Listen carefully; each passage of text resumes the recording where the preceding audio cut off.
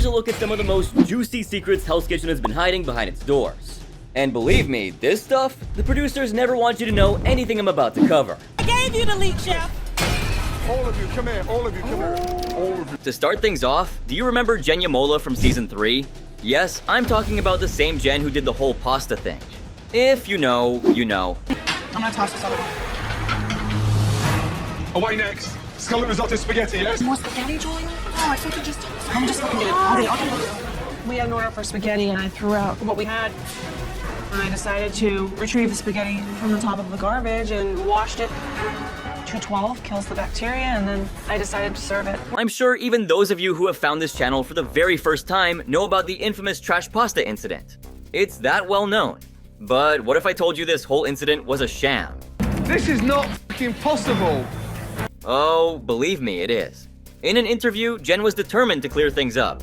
After all, it was her livelihood on the line here. So, apparently, the producers wanted her to reach into the bin and try to serve the pasta for drama's sake. So, what does that say about the show? Well, turns out almost everything is done for drama and views. This cannot be true. What is... But hey, the more drama, the more views. It certainly works out for me. But can we just talk about how the whole situation was beyond humiliating for the one at its center? I don't know if he would kick that back. No, he'd kick that back. Barry, are you serious? Now, the producers had a pretty solid reason to stage this act. Like the whole point was to paint Jen as this irresponsible chef. No way in hell, man. Barrett, how long? Not yet. I'm dragging the chicken. And I guess they succeeded. I know, I've made fun of her more than my fair share. But that's not all. Jen also confessed that the cast barely ever got to rest. Sleeping hours were reduced to short periods. And food? Yeah, there was little to none. At least for them to eat. Where's the lamb sauce? Right here, Chef. Lamb sauce is coming up. There's just nothing coming together. But worst of all, there was barely any emotional support. No wonder the contestants were always either breaking down. I'm really stressed out. Like, I was working as fast as I could. Like, we're down to the wire. Ramsey's gonna be so upset. Or going off. Pulled that from under there, Chef. You threw that under there. I gave you enough leaks. You trying to clown me up in here right now. Come here, you. No, Hey, you come trying here. to clown me Hey, in here right no, now. come here. I gave you the leak, Chef. And the environment practically remained the same no matter what they were feeling. The same drama and the same toxicity, the same faces. Let's cut the fucking bullshit, will you? Just stand up straight and at least look like a fucking cook. Yes, chef. Do I slouch and slub and talk like this, like some big fat fucking slob? Who do you think you're talking to? He doesn't want to get in a street fight with me, trust me. Now, what happened in season 19 is an even better example of it. I don't believe that every executive chef that's established in the world has gone through all this mental pain and like negativity. No amount of money is worth that stress. See what I mean? The contestants were put through these harsh working conditions just for the sake of views. I just need to get back home. I miss my family. I mean, the tears they were shedding say it all loud and clear. What's more, Jen revealed that one contestant was immediately axed by the producers just because he made a statement against the show, saying it was rigged. Wow. Now, who could that be? Any guesses? Well, more on that later. As for Jen, sounds like she had quite the journey. Now, Jen has thrown herself on the sword. Yes, Chef. Why have you nominated yourself? See, coming from a small town, she admitted that she had no clue about how reality shows worked. But despite that, she found herself completely captivated by the glitz and glamour of it all.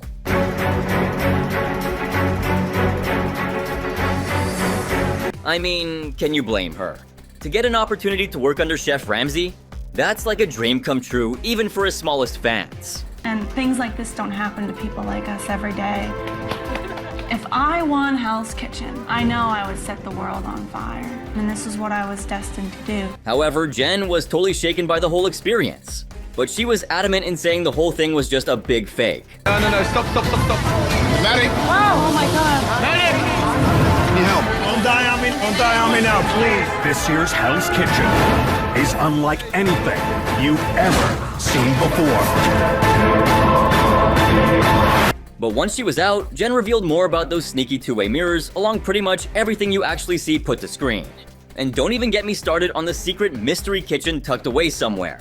And oh, she also made claims of Chef Ramsay rocking a hidden earpiece to get those savage lines right. Chef! Right, don't whistle at me. I'm not your fucking dog, yeah? You look more like a dog than I do. Makes you wonder if there's anything even authentic about the show at all. That's what I got given at the fucking...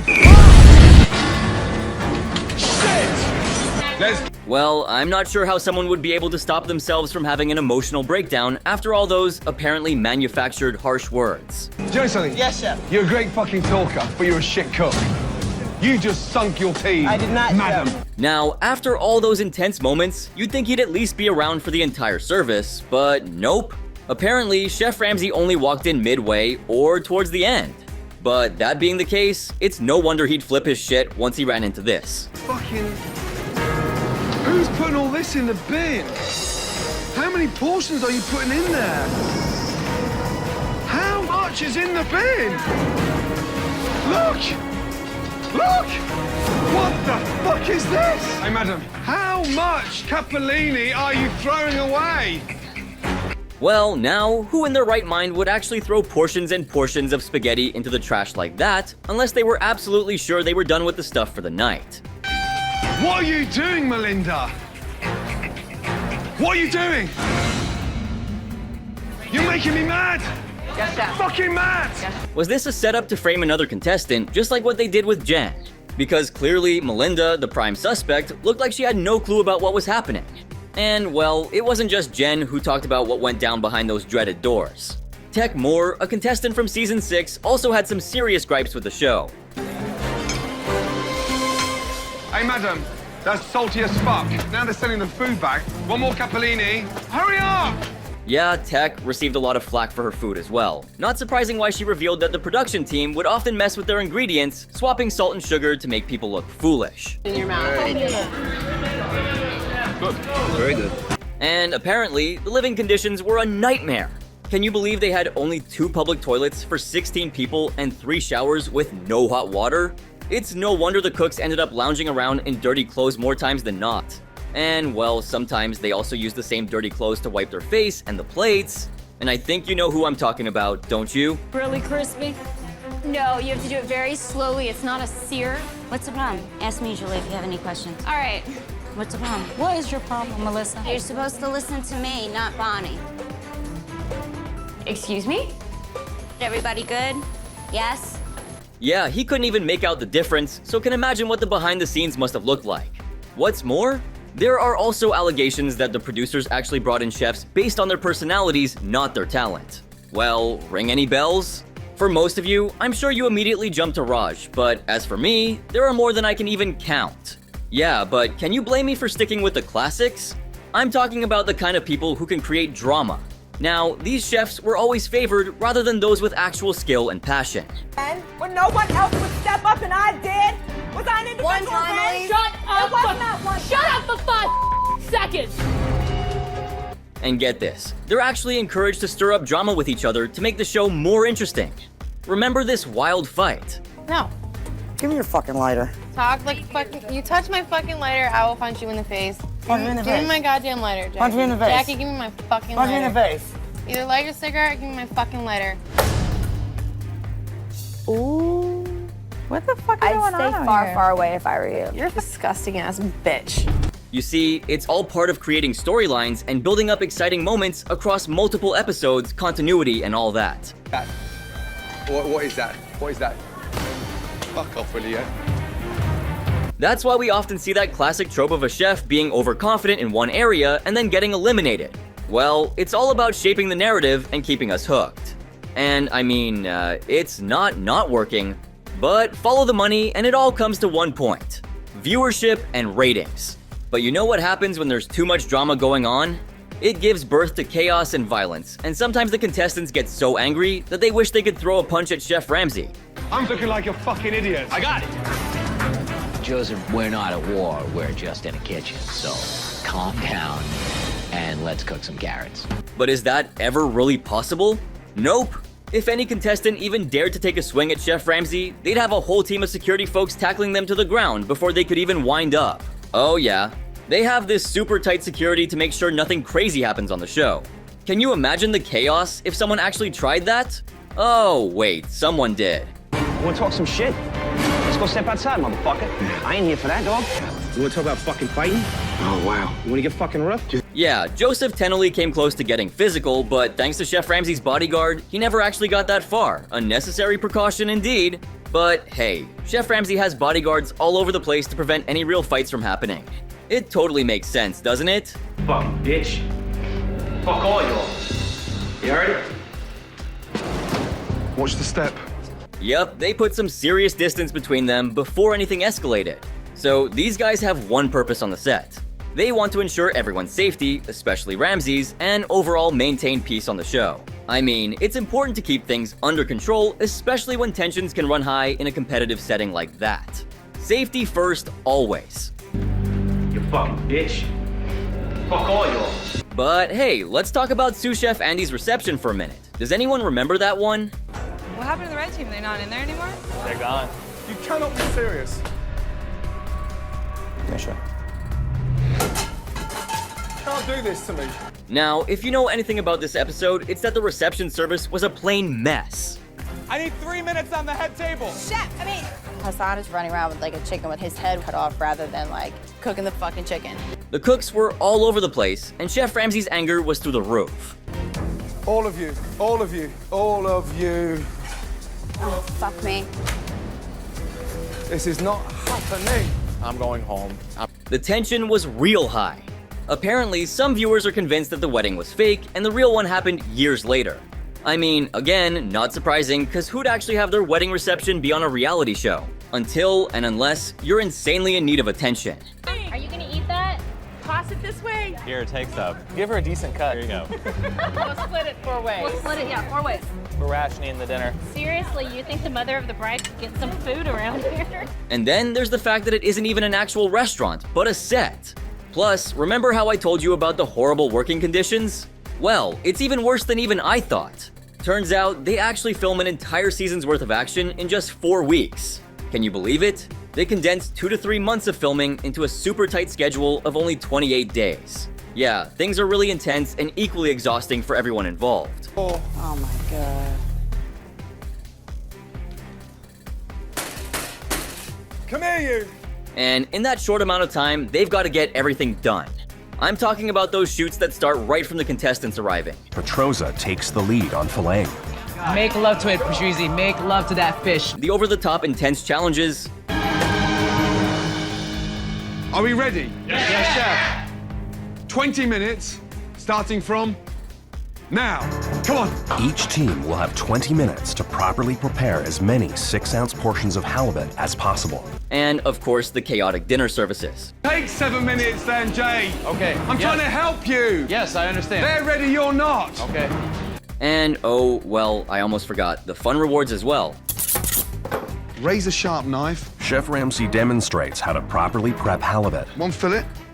And all of this culminates into one grand finale, which usually takes place over a couple of days.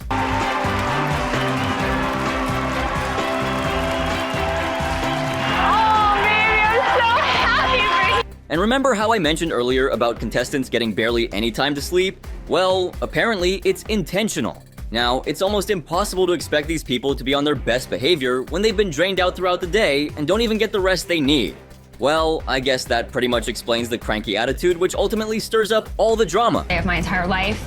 I've prepared as much as I can prepare for this. So, when we're binge watching a whole season, bear in mind that these folks are actually running on fumes. I wanted to say if I wasn't getting along with Sarah one night, they would pull everybody else out of the room to go to commentary and kind of leave me and Sarah in the room together, kind of set people up in tricky ways to kind of have confrontations with each other and create drama. They also would exhaust us, which also would make us emotional and delirious and psycho.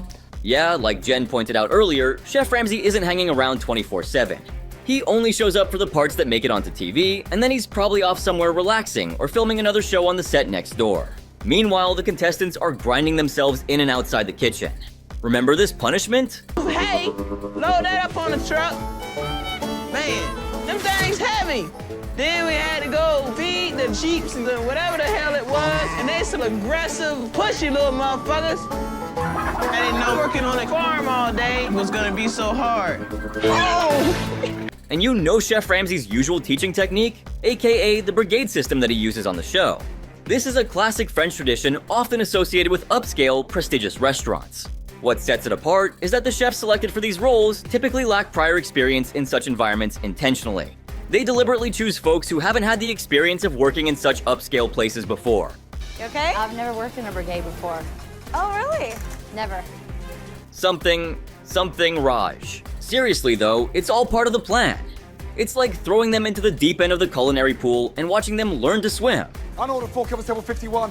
Entree, 1 chicken, 1 short rib, pasta, 2 Wellington. Yes, yes. I don't understand how you're expected to remember all the tickets. 6 covers away, table 30. Entree, 2 halibut, 1 bass, 1 pork, 1 lamb, 1 Wellington. Yes, chef. Yes, chef. And you know what's really getting to me? This whole setup just feels like it's stacked against these cooks in so many ways. I mean, first off, a lot of them aren't even seasoned pros, and even if they are, they're used to the regular routine of a kitchen, not some fancy brigade system. And to top it all off, they're not just introducing this new system, they're also broadcasting these cooks' entire journey with it to the whole world.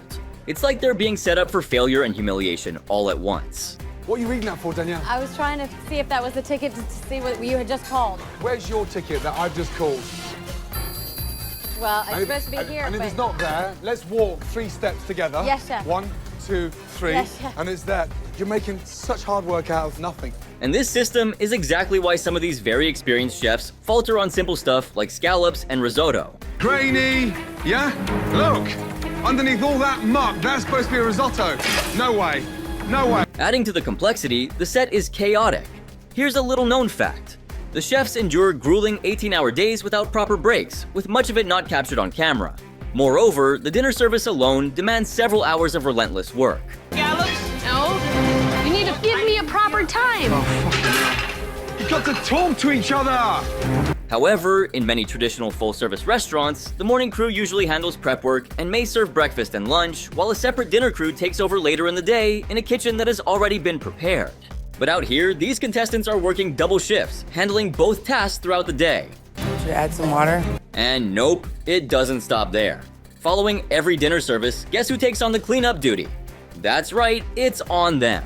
While many restaurants employ a cleaning crew, these contestants are going the extra mile, handling the cleanup themselves on top of everything else. It's only food, Jen. Look at the waste. Hell's Kitchen was not kidding when they came up with the title of their show. Yeah, this is pure hell. I totally agree with Garrett. This is nothing less than what you'd experience in prison. All in all, Hell's Kitchen is simply just not what you think it is. More than being a culinary show, it's simply just a playground for drama. Yeah, here you go, some more cleaning up disgusting goop. Don't smudge your makeup. It's disgusting. Okay. Absolutely riveting stuff. Anyway, to me, it feels like every scene is exaggerated for no reason. I mean, that kind of shit handling wasn't gonna help them improve their cooking skills. Well, of course, several contestants voiced their disappointment. Even Vinny Accardi. Yes, the same cook who's known for getting on Chef Ramsay's nerves more than once. Hey, Bozo, come here, you. Yes, chef. What happened? Yeah, shut your fat East Coast mouth. Yes, chef. This table that you just sent me that shit for happens to be my family. In an interview podcast, he revealed his disappointment on how the show was nothing like he imagined. You know, it didn't seem, I wasn't thinking reality show. I was thinking culinary competition. Treat it like a job interview, be professional about it. Nobody wants to hear me be amusing or funny. Whereas that's exactly what they want. Now, you all must know about the signature dish challenges, right? Yeah, there's another side to it. In detail with recipes, exactly what they are. But you don't know which of your 3 signature dishes you're gonna do when you get there. They pick it for you. And then there's Scott, aka Season 7's politician. Get up, all right, let's go. Jason, we're a team, all right? I want you to succeed here. He doesn't listen, that's the problem, man. Come on. So, Maria, you know the chick who laughed when Chef Ramsay was talking? Maria, madam, let me tell you something. Yeah, so these two gave an interview for Reality Wanted, and guess what? They were pretty disappointed with how the show worked, even with Chef Ramsay himself. In the interview, Maria revealed that she actually joined the show on a whim. She didn't have a strong passion for culinary arts or anything like that. Her main curiosity was simply to understand how the show worked. And when it comes to Chef Ramsay, Maria mentioned that he pretty much met her expectations. Surprisingly, she didn't feel intimidated by him at all. I guess she knew all his reactions were just exaggerations. For the scallops. So why did you put him in the dory? Supposing they're allergic to bacon. You can send somebody to the hospital on the back of that. Oh, you're in. Oh, come on. Oh, you're right. Of course I'm fucking right. Get the bacon out. Scott, on the other hand, he wasn't particularly a fan, you know? He actually declined multiple times when a member of the production staff approached him. But you know what? He eventually thought, hey, why not give it a shot? So he went through the whole audition process just for fun without expecting to actually end up on the show. It must have been quite a surprise for him when he got selected. Now, that's surprising. The fact that people aren't even auditioning for the show by their own choice is just crazy. It's like you'd think every contestant is super motivated and there because they really want to win the trophy. I'm not coming in with a career to go back to. Like, I need this job. I got a family to support. I gotta fucking win this. But it turns out that's not always the case. And talking about whether he felt intimidated as well, let's just say he shared the same thoughts as Maria. It's really hard to feel intimidated when you know everything Chef Ramsay is doing for the sake of the show's viewership. It's really never personal, even when it feels like it is. There. Hurry up, Giovanni. Yeah, but I'm not Dick-Face, Chef. Yeah, say that again. I said I'm not Dick-Face, Yeah, Chef. you're pissed, are you? I'm not not. as fucking. Look at me in the eyes. Not as pissed as I am. You fucking are. Donkey. No. And guess what? One of the contestants even revealed that Chef Ramsay, after every blow-up, would ask if he did good. Yeah. Can you believe that? It's almost as if he was trying too hard to sound convincing enough. Now, imagine the scene. One moment he's throwing plates around, yelling on top of his voice, and the next, he's cracking jokes like nothing ever happened. I'd rather you be saying I was Brad Pitt's wife. He's got issues. And, well, despite all the rage, there were moments when he'd switch off from his TV persona and get all sweet with the contestants he just yelled at. Well, if this is really true, then Chef Ramsay has acting skills that can rival his culinary talent. The man is a legend when the cameras start to roll. I mean, as a diehard HK fan, I can't believe any of that was fake. Fuck is going on? Hey, come here, you, yeah? Sorry, yeah, Chef. Hey, listen to me, hey, fuckface. Come here, I said. Yeah, would you mind fucking shutting the fuck up and just fucking concentrate? Yeah. And after the showdown, behind the scenes, he's just a whole different person. This is right this time. Okay, you taste the pasta and you tell me. First check and we're rolling. Let's go. We can do it. Is it cooked or not? Oh, but wait, you won't believe the secret I'm about to reveal about the show's finale. It's all about the emotional roller coaster when the finalists' family arrives. Welcome. Hey, baby. You're gonna make me cry. I haven't cried all season. You know that heartwarming moment? Well, here's the thing. It's not exactly how it seems. There's actually a hidden truth behind it, and trust me, you're not ready to hear it. So, there was this employee at Hell's Kitchen who spilled the beans on a behind-the-scenes mishap during the curtain scene. Apparently, the person in charge of the curtain misunderstood the cue and revealed the surprise too early. Can you believe it? They had to reset everything and ask the contestants to redo their reactions because they couldn't capture it correctly. Talk about a wild moment. It just goes to show that even in a well-oiled machine like Hell's Kitchen, unexpected things can happen. It turns out that even the confessionals on the show are pretty much scripted. Contestants are given a general idea of what to say, which is why they might come across as unnatural or scripted. It'll be a struggle for me to be a cook amongst other cooks because I've become accustomed to being a chef amongst cooks. Too busy trying to pay attention to what everybody else is doing and try and lend a helping hand, and not worrying about myself. I'm a leader, maybe to my detriment. I'm too concerned about helping everybody else out as a team effort. I learned my lesson tonight. I'm gonna everyone else now and think about myself. I'm the only one that works in fine dining restaurants. I'm the only one that has experience. There's like no experience here at all. None of you guys work in fine dining restaurants. You could have surprised us the way you produced to the last 2 days. Thank you, Fran, yeah. When you're working with teammates that aren't as qualified to be there as you are, it makes it hard. Also, there's a reason behind why these chefs can't put out a single good dish is because we don't see it when they do. Yeah! The bass is overcooked, watery, and overcooked. And look, lamb undercooked. The show would be really boring if we just saw a team pump out 50 great meals in between the fun parts where Chef Ramsay yells. At the end of the day, Hell's Kitchen is a show meant to entertain above all. What we see is probably 10% of what the contestants actually experience. So next time you watch an episode of Hell's Kitchen, remember almost everything is scripted and somehow nothing really meets the eye. Just fucking come here, you as well, with your bird. This is why I'm pissed off. Touch that. That's fucking raw, and that's fucking what? Let me try over it. I'm asking a question. I'm asking a question. Yeah, that too. So, what do you think? Is Hell's Kitchen fake? If you can come up with more instances that feel staged, make sure to share them in the comments below. And if you enjoyed this video, make sure to drop a like, subscribe, and turn on my post notifications.